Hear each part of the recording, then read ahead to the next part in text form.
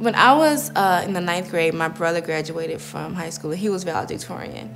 And I didn't resent that from him, but I always felt like I have to do it too.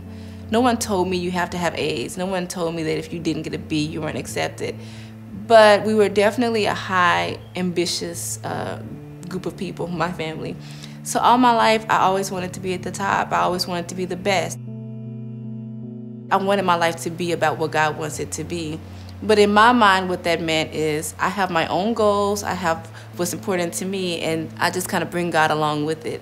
And I didn't want to make the effort to go to medical school because I thought maybe it's something that I wouldn't be successful in, or maybe, I wanted to always be at the top. And so I had experience in classes where I didn't do as well in science. And so it took me a while to get to the place where I answered his call to go into medicine because I was afraid.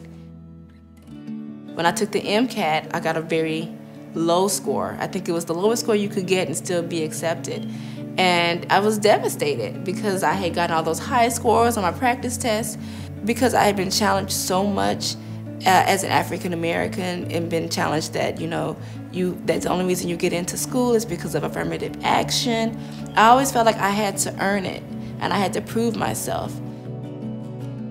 So when I got into medical school and I already had those tendencies come back up of, just focusing on being at the top, I was motivated more out of getting good grades than anything else. I wasn't studying for God's glory. I wasn't studying to learn. I just wanted to be the best. I think that's the point where he really spoke to me about, well, would you consider not checking your grades at all? This whole idol of performance, how much do you want this out of your life? And I told God, I said, I don't want my life to be about this anymore. So when the test came back, I didn't know how I did. I would know if I failed, and I didn't fail any of them, but it was different because I didn't know my rank. I didn't know how I compared to other people. I didn't know if I was getting A's or B's, but it was also the closest I was to God.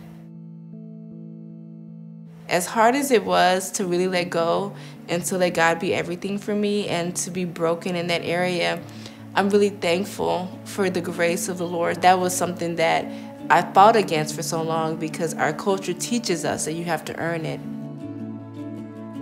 So now I'm an attending physician and I work and I teach medical students. And so I see a lot of doctors, from medical students all the way up to other attendings who are higher than I am.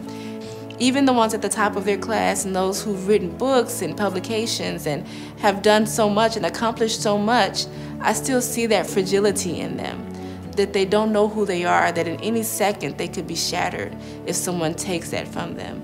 Because I was well on the road to being just like them, and I realized how much the Lord has given me by showing me that I don't need that to define myself.